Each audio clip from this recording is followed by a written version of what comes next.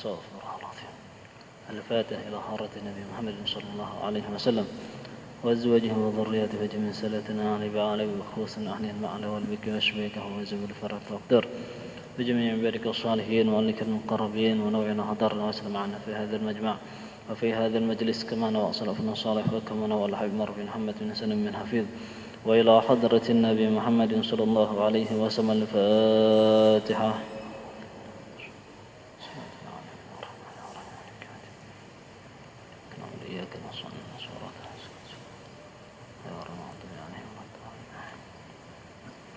بسم الله الرحمن الرحيم. السلام عليكم ورحمة الله وبركاته.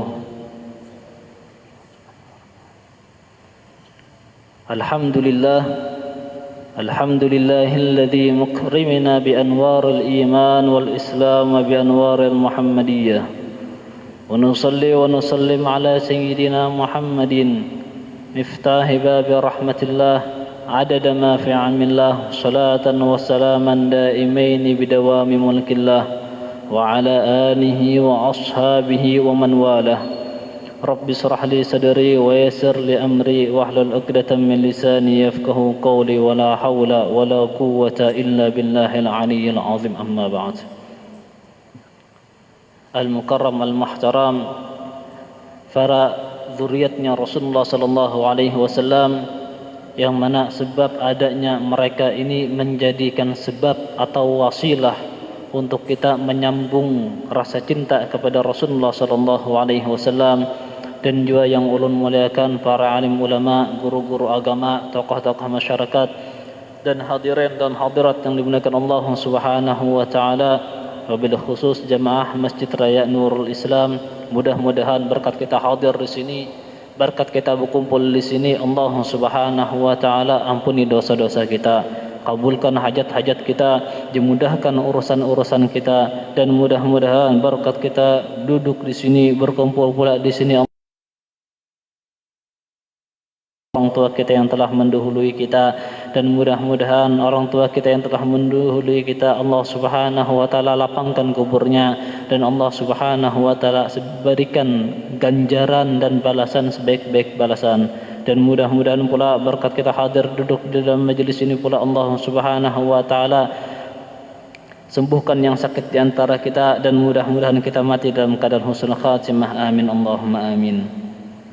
Alhamdulillah, pertemuan sebelumnya kita telah mengetahui bahwasanya ada beberapa sahabat-sahabat Nabi, atau di sini Al-Habib Muhammad bin Ali bin Abbas Al-Maliki mengatakan di dalam kitabnya Tarikh Al-Hawadis bahwasanya sebagaimana yang kita ketahui, apabila ada orang besar pasti ada orang yang mengikuti.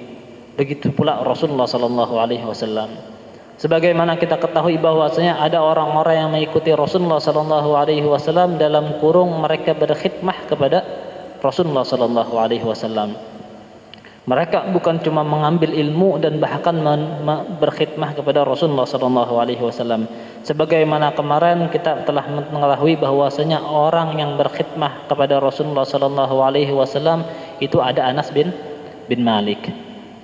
Yang mana Anas bin Malik ini adalah salah seorang laki-laki yang diberikan oleh ibunya, dihibahkan oleh ibunya kepada Rasulullah sallallahu alaihi wasallam sebagai bentuk cinta kepada Nabi besar Muhammad sallallahu alaihi wasallam. Dan bahkan ketika itu Rasulullah mendoakan, Allahumma barik, Allahumma ya Allah berkahilah inya di dalam hartanya, dan berkahilah pula di dalam rezekinya, dan berkahilah pula dia di dalam keturunannya. Sampai-sampai ahli sirah mengatakan umurnya Anas bin Malik itu 100 lebih. Jadi imbah meninggalnya Rasulullah, si Dintu masih hidup sekitar 70 tahun. Itu Anas bin Malik, bahkan lebih, karena umur Sidin 100 sampai 100 lebih. Sidin bisa anak sekitar 100 lebih. Cuman dari bini-bini yang lain bahasanya, bini sekong ya, kartahan bahasanya bininya nih. Nah, Sidin bisa anak 100 lebih. Ada yang mengatakan sekitar 150-an. Itu anak beliau. Harta Sidin banyak juga. Itu Anas bin Malik, berkat doa Rasulullah sallallahu alaihi wasallam.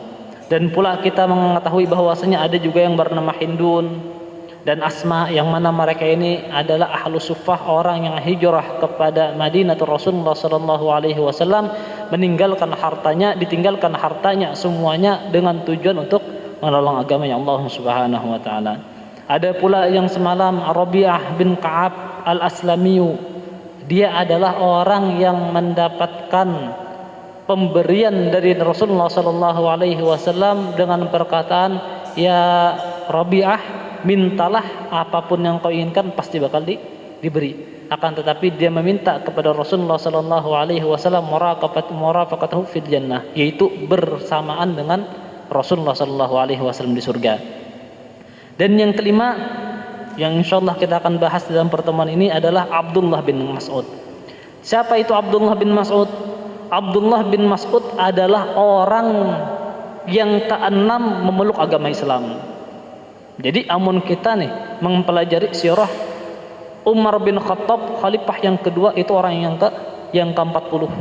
Amun Abdullah bin Mas'ud orang yang ke-6. Setelah Abu Bakar, setelah Sayyidina Khadijah, Abu Bakar, Zaid bin Haris, Sayyidina Ali bin Abi Thalib, yang ke-6 itu Abdullah bin Mas'ud. Kenapa bisa Abdullah bin Mas'ud? Padahal Abdullah bin Mas'ud tidak kenal dengan Nabi.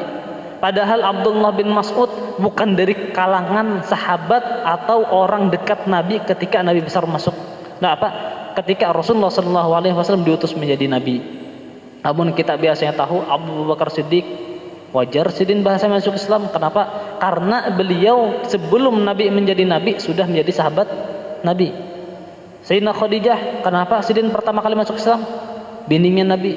Kemudian Sayyidina Ali bin Abi Thalib, karena keponakan sepupunya Nabi. Kemudian kenapa Abdullah bin Mas'ud menjadi orang yang ke-6 di dalam masuk Islam?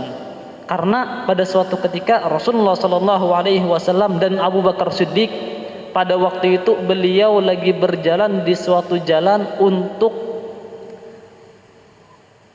bahasanya tuh lari daripada kejaran kafir Quraisy. Dalam artian mengambil jalan pintas supaya kada tamu lawan kafir Quraisy.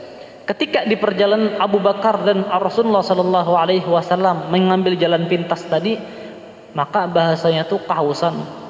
Rasulullah kehausan. Kemudian ketika itu Rasulullah dan Abu Bakar Siddiq melihat ada seorang laki-laki pengembala kambing. Pengembala kambing tadi itu, jadi ketika Rasulullah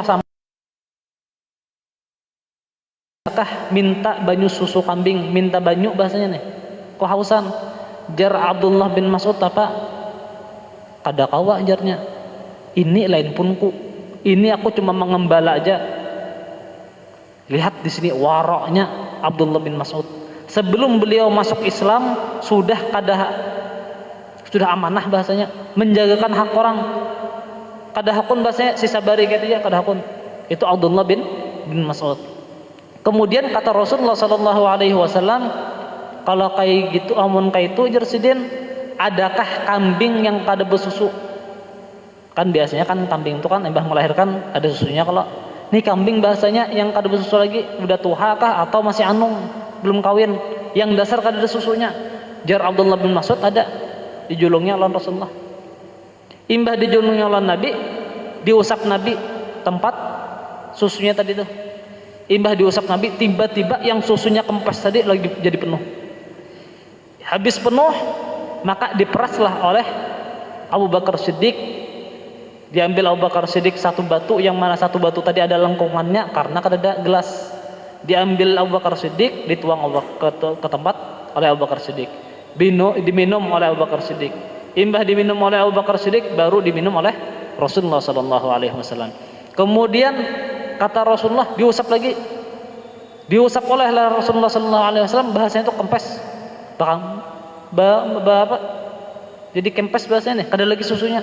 Abdullah bin Mas'ud melihat, hebatnya lah aja bahasanya nih, bahasanya usap kayak ini ada susu, diusap lagi kada ada, hebat benar jawab Abdullah bin Mas'ud. Akhirnya Abdullah bin Mas'ud berparak, alim nih jersidin nih, ajarakan lawan aku bang, kayak apa caranya supaya kau manu kayak itu tuh. Karena Abdullah bin Mas'ud paham itu lain sihir. Karena sihir itu cuma menipu mata. Cuman ini hakikat. Dasar melihat Abdullah bin Mas'ud. Jadi jar Abdullah bin Mas'ud, alim nih, ajarkan aku. Jar Rasulullah sallallahu alaihi wasallam apa? Innaka rajulun muallam. Jar Rasulullah, sesungguhnya engkau tuh adalah seorang laki-laki yang terpelajar. Dari perkataan Nabi tadi itu bahwasanya Abdullah bin Mas'ud adalah laki-laki yang terpelajar, maka Abdullah bin Mas'ud akhirnya masuk Islam. Sehingga beliau menjadi orang yang keenam masuk Islam. Sebetulnya orang-orang yang pertama-pertama ini dipuji oleh Allah Subhanahu wa taala dengan pujian-pujian yang bahkan Allah Subhanahu wa taala puji dengan mengatakan radhiyallahu anhum. Allah ridha kepada mereka. Itu Abdullah bin Mas'ud. Dan pernah juga Abdullah bin Mas'ud, jadi sebetulnya di dalam kalau santri-santri atau orang membaca-baca, Abdullah itu di waktu zaman Nabi atau di dalam hukum hadis itu ada 4 orang. Ada Abdullah bin Mas'ud, ada Abdullah bin Abbas, anak pamannya Nabi. Abbas itu pamannya Nabi. Ada Abdullah bin Umar, anaknya Umar bin Khattab. Abdullah bin Umar. Ada lagi salah seorang, amun kada salah namanya Abdullah bin Amr bin As. 4 orang ini dijuluki dengan Ibni Abdillah, anaknya para Abdullah. Karena namanya Abdullah, cuman abahnya lain Abdullah. Cuman Abdullah bin Mas'ud berbeda dengan 3 orang tadi. Contoh bahasanya Abdullah bin Abbas. Ketika Abdullah bin Mas'ud memeluk Islam, itu beliau sudah senior, sekitar umurnya 40 tahun ke atas. Amun Abdullah bin Abbas masih 15 tahun. Makanya amun di kitab itu kata-katanya Ibni Abdillah atau anaknya Abdullah dengan sebutan Abdullah bin Mas'ud. Pernah beliau pada suatu ketika memanjat satu pohon. Ada yang mengatakan pohon kurma, ada yang mengatakan pohon arak, pohon siwak nih. Jadi ketika itu Abdullah bin Mas'ud memanjat satu pohon. Ketika memanjat, bahasanya tuh anginnya sepoi-sepoi nih. Anginnya sepoi-sepoi, imbah tuh para sahabat tadi melihat betisnya nih Abdullah bin Mas'ud kurus bahasanya. Karena Abdullah bin Mas'ud tuh terkenal kada tinggi bahasanya, pendek dia orangnya nih. Pendek ya. Jadi jar para sahabat ketika melihat betisnya Abdullah bin Mas'ud tertawa. Ketika Rasulullah Shallallahu Alaihi Wasallam melihat tertawanya para sahabat, maka Rasulullah berkata, wahai sahabat, apa yang berketawakan bahasanya? Apa yang diketawakan? Ketahuilah, sesungguhnya betisnya Abdullah bin Mas'ud itu lebih berat nanti timbangannya daripada Jabal Uhud. Jabal Uhud gunung nih, masih berat betisnya Abdullah bin Mas'ud. Kebaikannya itu Abdullah bin Mas'ud. Beliau adalah salah satu orang yang salah satu orang yang karena masuk Islam, dan beliau melayani Rasulullah Sallallahu Alaihi Wasallam 4 perkara. Jadi Rasulullah Sallallahu Alaihi Wasallam kemanapun pergi pasti ada Abdullah bin Mas'ud. Tujuannya apa? Membawa sendal, memegang tongkatnya Rasulullah, kemudian menyiapkan air wudunya Rasulullah dan membawa siwaknya Nabi. Jadi di mana aja ada sendal itu dipingkut oleh Abdullah bin Mas'ud. Contoh bahasanya Rasulullah masuk Masjid Nabawi. Abdullah bin Mas'ud ketika Rasulullah masuk langsung diambil Abdullah bin Mas'ud.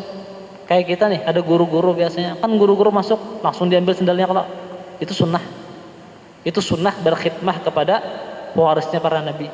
Jadi mengikuti tongkat sidin Abdullah bin Mas'ud.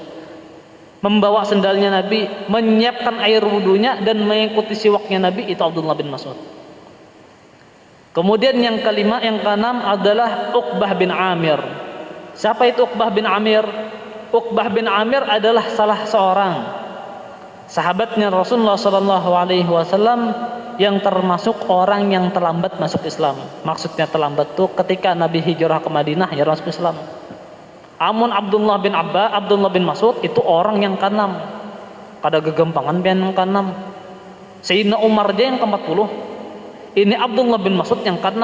Padahal kebanyakan orang-orang yang pertama kali masuk Islam itu kalangan sahabat Nabi atau keluarga Nabi. Abdullah bin Mas'ud lain siapa-siapa. Cuman Allah muliakan di situ. Yang keenam, yang kelima, yang keenam adalah Uqbah bin Amir. Itu dari apa? Dari kitab ini bahwasanya yang dibahas Uqbah bin Amir. Siapa itu Uqbah bin Amir? Adalah salah seorang sahabat Rasulullah sallallahu alaihi wasallam ketika Rasulullah sallallahu alaihi wasallam hijrah dari Mekah ke Madinah.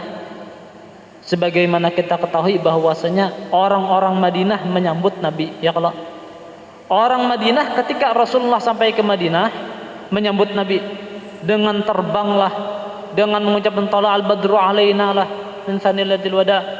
Waktu itu Abdullah bin Mas'ud ini bukan penduduk Madinah, penduduk pedalaman. Akan tetapi kabar kesampaian Rasulullah SAW ke Madinah itu terdengar di telinganya orang Madinah.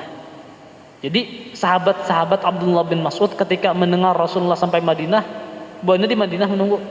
Amun Abdullah bin Mas'ud, amun Uqbah bin Amir tetap sedin di rumah sedin mengembala kambing. Jadi ketika Rasulullah SAW sampai ke Madinah, orang sudah bahasanya bepandir lawan Nabi.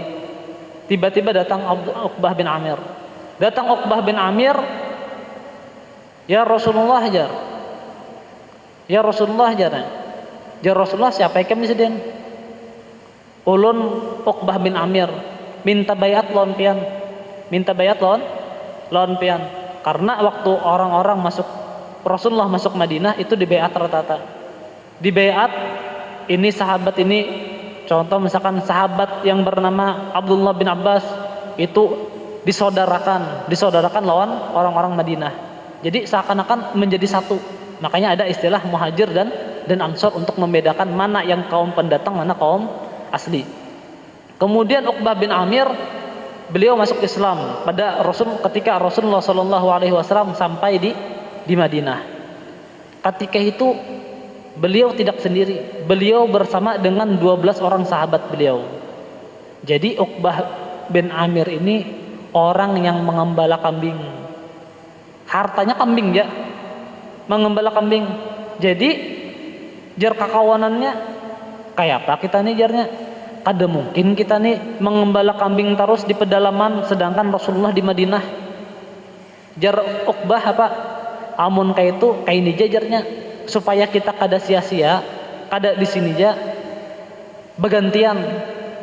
Buan nikam tulak jak Madinah menuntut ilmu dengan Rasulullah, aku bertinggal di sini menjagakan kambing buan nikam. Itu jar Uqbah bin Amir.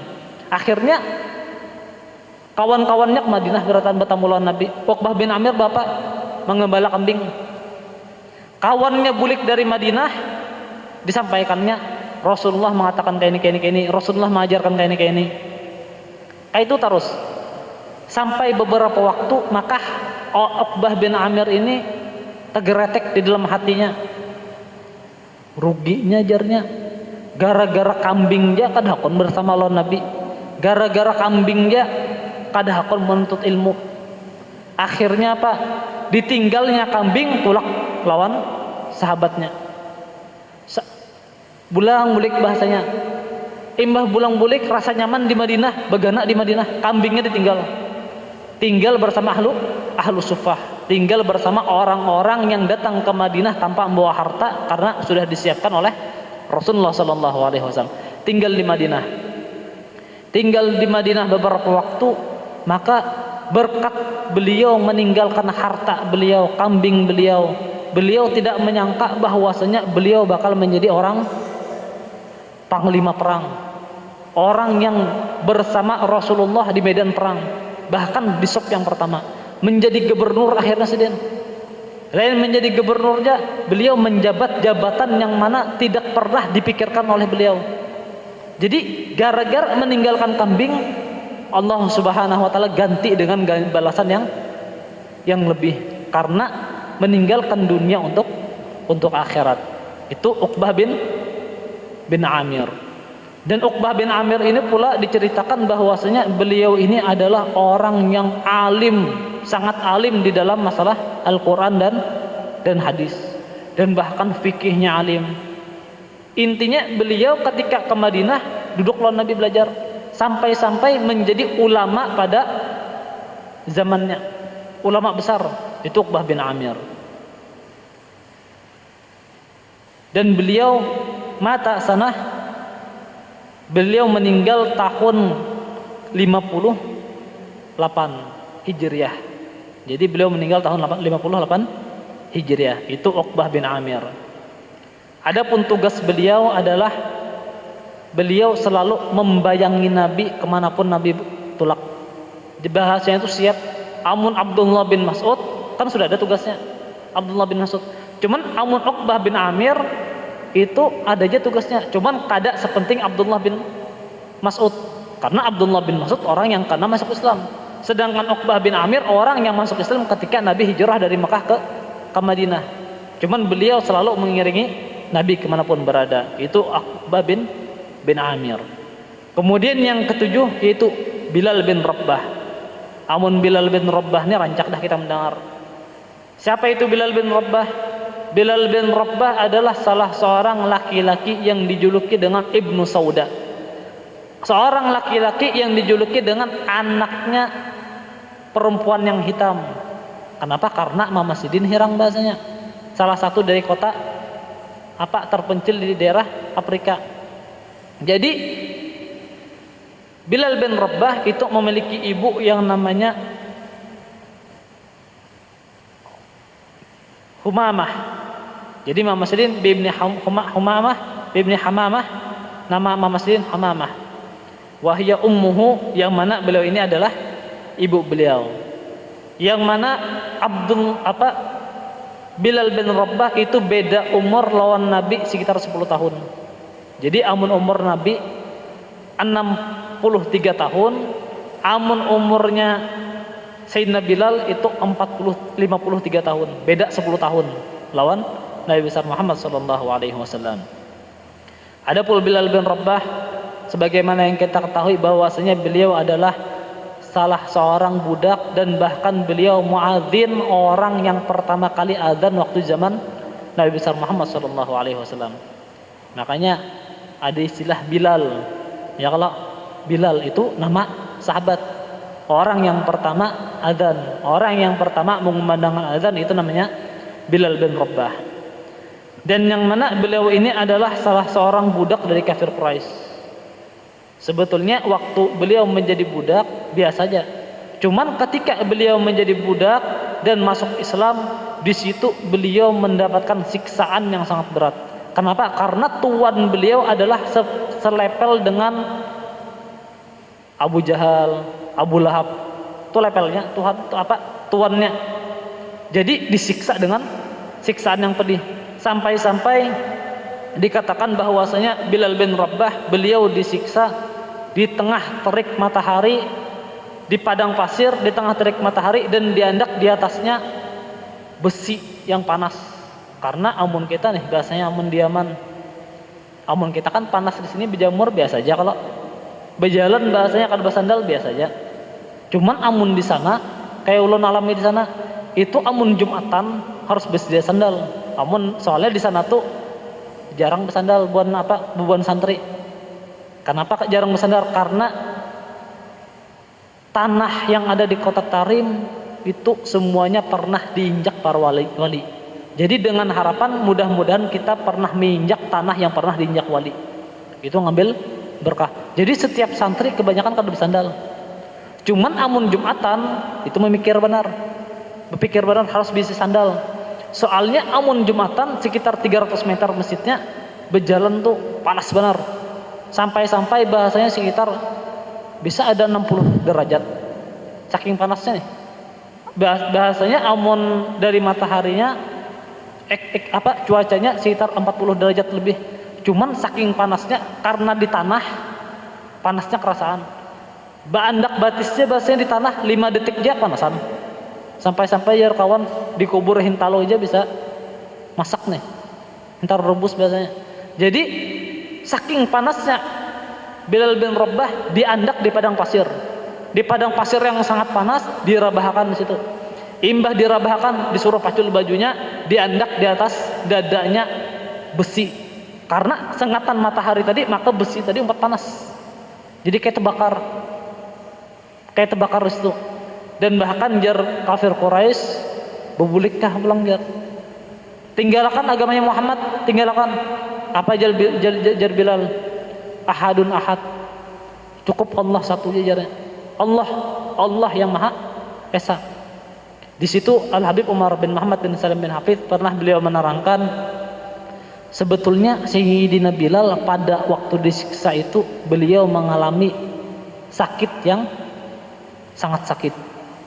Cuman karena nikmat yang Allah Subhanahu wa taala berikan kepada Sayyidina Bilal saking banyaknya sampai-sampai sakitnya hilang. Bahasanya kayak ini, kita habis duit 100 juta hilang, sakit hati gak ada? Pusing gak ada? Pusing. Imbah tuh dapat 10 miliar. Kada apa-apa bahasanya.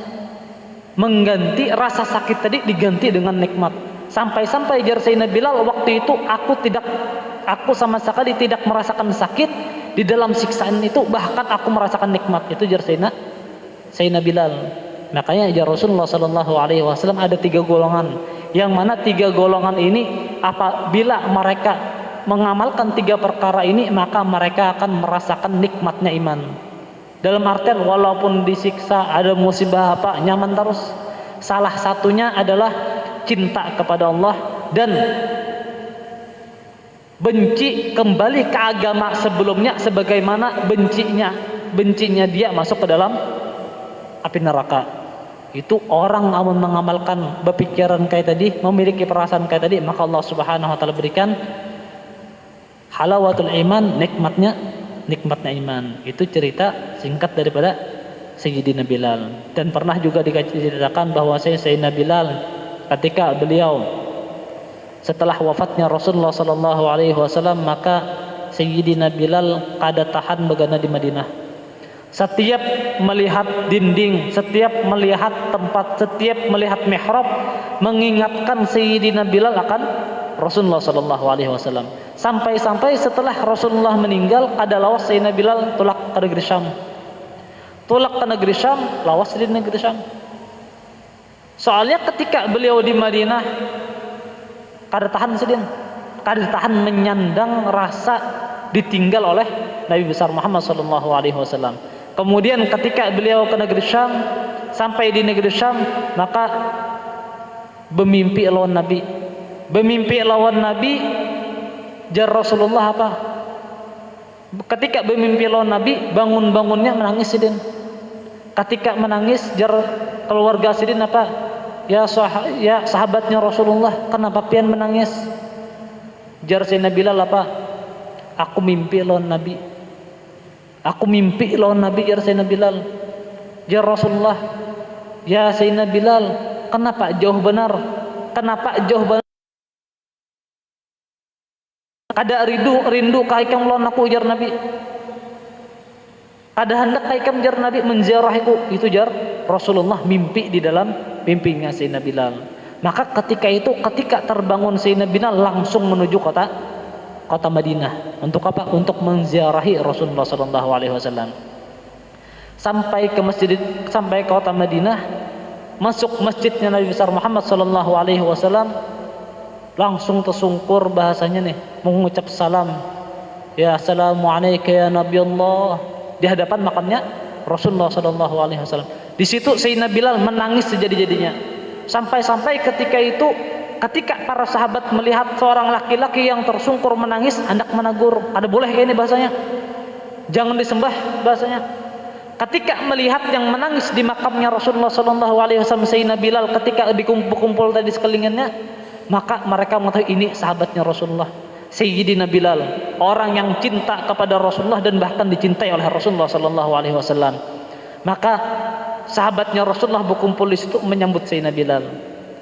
Di situ waktu itu yang menjabat sebagai khalifah adalah Abu Bakar Siddiq.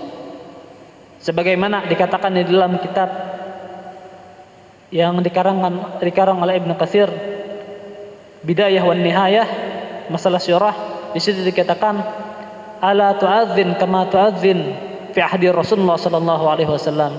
Jar Sayyidina Abu Bakar Siddiq apa?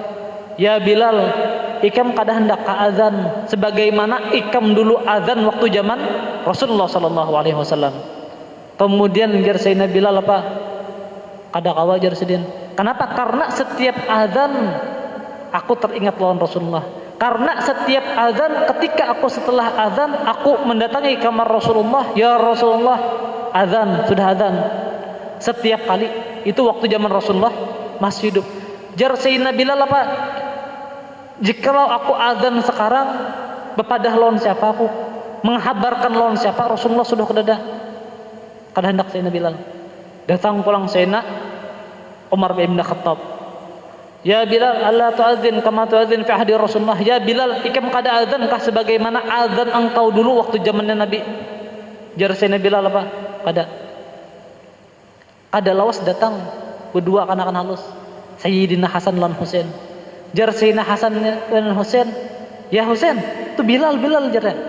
Dipeluknya lah, diciumnya, diragapnya. Jar Sayyidina Husain, jar Hasan apa? Ya Bilal, azan jarnya. Sebagaimana engkau azan waktu dulu, waktu zaman kakekku, kata Sayyidina Hasan dan Husain. Kemudian kata Bilal apa? Jikalau yang menyuruh Sayyidina Abu Bakar Siddiq, Sayyidina Umar atau yang lain, kada aku. Cuman ini yang menyuruh darah dagingnya Rasulullah. Ketika Sayyidina Bilal memeluk Sayyidina Hasan dan Husain, tercium aromanya Nabi. Tambah mengingatkan lawan Nabi. Akhirnya di situ azan Sayyidina Bilal. Azan Sayyidina Bilal, Allahu Akbar, Allahu Akbar. Di situ penduduk Madinah ketika mendengar azannya Sayyidina Bilal, bahasanya tuh kayak kita nih lagi begawi, langsung terdiam. Bebisik lawan dihiga, Rasulullah bangkitkah? Rasulullah bangkitkah? Lanjut lagi Sayyidina Bilal, Allahu Akbar, Allahu Akbar. Keluar orang-orang dari rumahnya. Ayub alfu Rasulullah, apakah Rasulullah diutus lagi jarnya? Apakah Rasulullah diutus lagi jar pondok Madinah? Sampai kalimat asyhadu an la ilaha illallah, asyhadu an la ilaha illallah wa asyhadu anna Muhammadar Rasulullah. Sampai ketika mengucap Muhammad Rasulullah, ada kolam nyatakan. Sampai penduduk Madinah ketika mendengar adzannya Sayyidina Bilal keluar dari rumahnya, berbisik-bisik dan berteriak, apakah Rasulullah diutus lagi? Di sini ahli surah mengatakan bahwasanya kada pernah orang menangis sejamanan dari zaman Rasulullah diutus sampai ini sebagaimana nangisnya, sedihnya penduduk Madinah ketika azannya Sayyidina Bilal setelah wafatnya Nabi. Makanya jar para ulama, tidak ada musibah yang lebih berat kecuali musibah yang menimpa Nabi, kecuali musibah wafatnya Nabi. Amun musibah ini biasa, cuman ketika Rasulullah wafat itu musibah paling berat. Kenapa? Karena Rasulullah, Allah Subhanahu wa taala berfirman, Allah kada bakal mengadab suatu kaum selama di situ ada Rasulullah. Contoh nih, di Madinah ada Rasulullah, selama Rasulullah ada di Madinah kada pernah ada azab turun. Azab kada pernah Allah Subhanahu wa taala turunkan selama di situ ada Nabi. Cuman amun tempat lain azab turun. Cuman di tempat yang ada Rasulullah itu azab kada turun. Lawan juga Rasulullah, Allah Subhanahu wa taala berfirman, dan Allah Subhanahu wa taala kada bakal mengazab seseorang atau suatu kaum walaupun bahasanya Rasulullah kada ada kecuali mereka beristighfar kepada Allah, kembali kepada Allah. Jadi amun kita kembali kepada Allah, seberatan kepada Allah, maka diangkat bala. Makanya rancak ada salat istisqa, ya Allah, salat minta hujan. Itu dengan tujuan kembali kepada Allah supaya Allah Subhanahu wa taala angkat azab, diturunkan rahmat. Nah, itu sedikit dari pelajaran kita hari ini, bahwasanya ada 3 sahabat, ada Abdullah bin Mas'ud, ada Uqbah bin Amir, ada Sayyidina Bilal bin Rabbah. Beliau bukan cuma muadzin dan bahkan beliau orang yang khidmah dengan Rasulullah sallallahu alaihi wasallam.